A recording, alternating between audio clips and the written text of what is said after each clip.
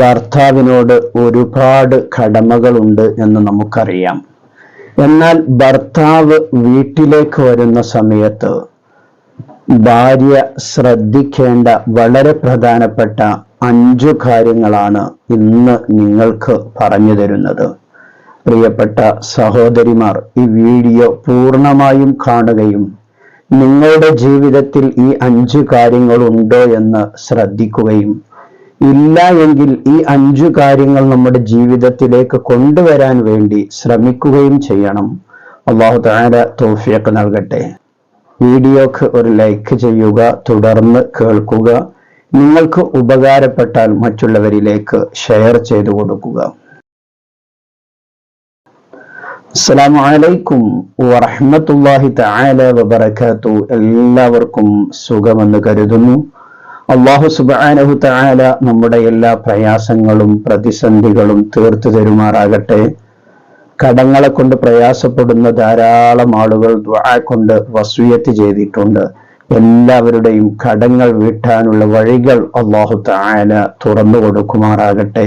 പ്രിയപ്പെട്ട സഹോദരിമാരെ, നമ്മുടെ ഭർത്താവിനോട് ഒരുപാട് കടമകൾ നമുക്ക് ചെയ്തു തീർക്കാനുണ്ട്.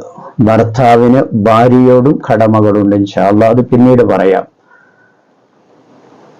ഭാര്യമാര് ഭർത്താവ് വീട്ടിലേക്ക് വരുന്ന സമയത്ത് ശ്രദ്ധിക്കേണ്ട വളരെ പ്രധാനപ്പെട്ട 5 കാര്യങ്ങൾ പറയാം. നീട്ടിവലിച്ച് പറയാതെ കാര്യങ്ങൾ മാത്രം ചുരുക്കി പറയാം ഇൻഷാ അല്ലാഹ്. ഒന്നാമതായി ശ്രദ്ധിക്കേണ്ട കാര്യമാണ്, തൻ്റെ പ്രിയതമൻ വീട്ടിലേക്ക് വരുന്ന സമയത്ത്, ഭർത്താവ് വീട്ടിലേക്ക് വരുന്ന സമയത്ത് വളരെ സന്തോഷമുള്ള മുഖത്തോടുകൂടി വേണം നാം ഭർത്താവിനെ സ്വീകരിക്കാൻ. പലരും മുൻ വൈരാഗ്യങ്ങളെ കൊണ്ടോ അതല്ലെങ്കിൽ എന്തെങ്കിലും കാര്യം ഭർത്താവിനോട് ആവശ്യപ്പെട്ടിട്ടുണ്ടാകും, അത് കൊണ്ടുവരാൻ മറന്നുകൊണ്ടായിരിക്കും ഭർത്താവിന്റെ വരവ്. ഇങ്ങനെയൊക്കെയുള്ള കാര്യങ്ങളെ കൊണ്ട് ഭർത്താവിനെ വളരെ ദേഷ്യത്തോടെ സ്വീകരിക്കുന്നവരുണ്ട്. ഒരിക്കലും അങ്ങനെ ഉണ്ടാവാൻ പാടില്ല. ഭർത്താവ് തൻ്റെ ജോലി കഴിഞ്ഞ് ക്ഷീണിച്ച്, അതല്ലെങ്കിൽ ഓഫീസിലാണെങ്കിൽ ആ ഓഫീസിലെ വർക്കുകളൊക്കെ കഴിഞ്ഞ് അവിടെ വരുന്ന ആളുകളുടെയൊക്കെ സംസാരങ്ങൾ കേട്ട്, അതല്ലെങ്കിൽ ഒരു കൽപ്പണിക്കാരനാണെങ്കിൽ ആ കല്ല് ചുമന്ന് എല്ലാം സഹിച്ച് ചൂടുകൊണ്ട് വിയർത്തൊലിച്ച് ക്ഷീണിച്ച് വീട്ടിലേക്ക് വരുന്ന ആ ഭർത്താവിനെ വളരെ സന്തോഷത്തോടു കൂടി വേണം നാം സ്വീകരിക്കാൻ. പ്രിയപ്പെട്ട ഭാര്യമാരുടെ ആ മുഖത്തുള്ള സന്തോഷം കാണുമ്പോൾ തന്നെ ഭർത്താവിന് വളരെ സമാധാനമായിരിക്കും. എന്നെൻ്റെ ഭാര്യ വളരെ സന്തോഷത്തിലാണല്ലോ എന്നിങ്ങനെ ഭർത്താവിൻ്റെ മനസ്സിൽ മന്ത്രിച്ചു കൊണ്ടിരിക്കും. വളരെ സന്തോഷവതിയായിട്ടായിരിക്കണം ഭർത്താവിനെ ഭാര്യമാർ സ്വീകരിക്കേണ്ടത്. രണ്ടാമത് ശ്രദ്ധിക്കേണ്ട കാര്യം, വരുമ്പോൾ തന്നെ ഭർത്താവിന് പരാതികൾ പറഞ്ഞ് മുഷിപ്പിക്കരുത്. ഒരുപാട് പരാതികൾ നമുക്ക് ഭർത്താവിനോട് പറയാനുണ്ടാവും. നമ്മുടെ മക്കളെ പറ്റി പറയാനുണ്ടാകും, മാതാപിതാക്കളെ പറ്റി പറയാനുണ്ടാകും, ഭക്ഷണം കൊണ്ടുവരുന്നതിനെ കുറിച്ച് പറയാനുണ്ടാകും, പൈസയെ കുറിച്ച് പറയാനുണ്ടാകും. ഇങ്ങനെ ഒരുപാട് കാര്യങ്ങളും വിഷമങ്ങളും ഒക്കെ നമുക്ക് നമ്മുടെ പ്രിയതമനുമായി ഷെയർ ചെയ്യാനുണ്ടാകും, ഭർത്താവുമായി ഷെയർ ചെയ്യാനുണ്ടാകും. പക്ഷെ അതൊക്കെ ഭർത്താവ് അങ്ങ് വീട്ടിലേക്ക് വരുന്ന സമയത്ത് തന്നെ എല്ലാം കൂടെ അങ്ങോട്ട് വിളമ്പിയിട്ട് ഭർത്താവിനെ മുഷിപ്പുണ്ടാക്കുന്ന ഒരു സ്വഭാവം ഉണ്ടാക്കാൻ പാടില്ല. പ്രിയപ്പെട്ട സഹോദരിമാരിൽ നിന്നൊരിക്കലും ഉണ്ടാവാൻ പാടില്ലാത്ത ഒരു സ്വഭാവമാണത്. ഭർത്താവ് നമ്മുടെ വീട്ടിലേക്ക് വന്ന് വളരെ സന്തോഷത്തോടെ ഭർത്താവിനെ നാം സ്വീകരിച്ചിരുത്തി അവർക്ക് ഭക്ഷണമോ വെള്ളമോ എന്താണ് വേണ്ടതൊക്കെ കൊടുത്ത് എല്ലാം കഴിഞ്ഞൊരു റാഹത്തായതിനു ശേഷം ഒരു സമാധാനത്തിലേക്ക് നിൽക്കുന്ന സമയത്ത് ചെന്നിട്ട് നമുക്ക് ആവശ്യമുള്ള കാര്യങ്ങൾ, നമ്മുടെ പരാതികളൊക്കെ ഭർത്താവിനോട് നമുക്ക് ഉണർത്താം, പറയാം. പ്രിയപ്പെട്ട സഹോദരിമാർ ഈ കാര്യം ശ്രദ്ധിക്കണം.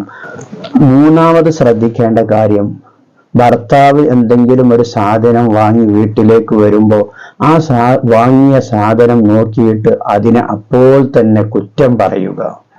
വാങ്ങിയ സാധനത്തിന് കുറ്റം പറയുക. ഭർത്താവ് ഒരു കൂലി ജോലിക്കാരനാണെങ്കിൽ, ഭർത്താവ് നിത്യകൂലി ചെയ്യുന്ന ഒരാളാണെങ്കിൽ അദ്ദേഹത്തിന്റെ പണത്തിനനുസരിച്ചുള്ള ഇഷ്ടപ്പെട്ട, അദ്ദേഹത്തിന്റെ മനസ്സിന് ഇഷ്ടപ്പെട്ട ഒന്നായിരിക്കും വാങ്ങിക്കൊണ്ടുവന്നിട്ടുണ്ടാവുക. അത് വീട്ടിലേക്ക് എത്തുമ്പോൾ ഭാര്യ നോക്കിയിട്ട് അതിനെ മോശപ്പെടുത്തിക്കൊണ്ട് കുറ്റം പറയുന്നൊരു സ്വഭാവമുണ്ടെങ്കിൽ ഒന്ന് ചിന്തിച്ചു നോക്കൂ. നാം പ്രിയപ്പെട്ട ഭർത്താവിന് വളരെ സന്തോഷത്തോടു കൂടി ഒരു സാധനം ഉണ്ടാക്കി കൊടുത്തു.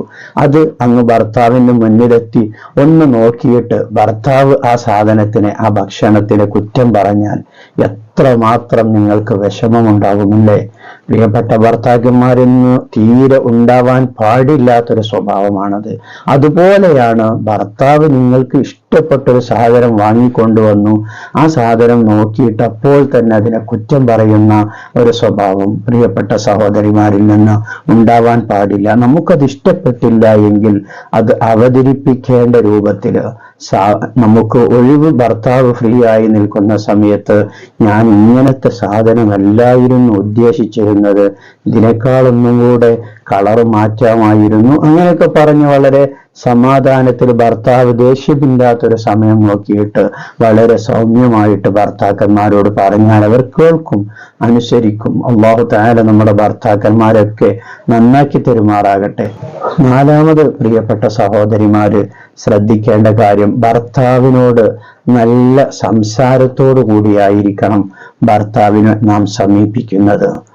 വീട്ടിലേക്ക് വരുന്ന സമയത്ത് നല്ല സന്തോഷമുള്ള മുഖഭാവത്തോടു കൂടി ഭർത്താവിനെ സ്വീകരിച്ചുകൊണ്ട് നല്ല സംസാരത്തോടു കൂടിയായിരിക്കണം ഭർത്താവിനെ വീട്ടിലേക്ക് നാം സ്വീകരിക്കേണ്ടത്. ഭർത്താവ് വരുന്ന സമയത്ത് ഭർത്താവിനോട് നാം സംസാരിക്കേണ്ടത്, ഇക്കാക്ക് ഭക്ഷണം വേണോ, വെള്ളം വേണോ, അല്ലെങ്കിൽ ക്ഷീണമുണ്ടോ? ആ വരുന്ന സമയത്ത് അവരുടെ കയ്യിലുള്ള പൊതിയൊക്കെ ഒന്ന് വാങ്ങിയിട്ട് നല്ലവണ്ണം ഒന്ന് വീട്ടിലേക്ക് സ്വീകരിച്ചാൽ ആ ഭർത്താവിന് എന്തൊരു സന്തോഷമായിരിക്കും. പ്രിയപ്പെട്ട ഭാര്യയോട് എന്ത് സന്തോഷമുണ്ടാകുമെന്നറിയൂ.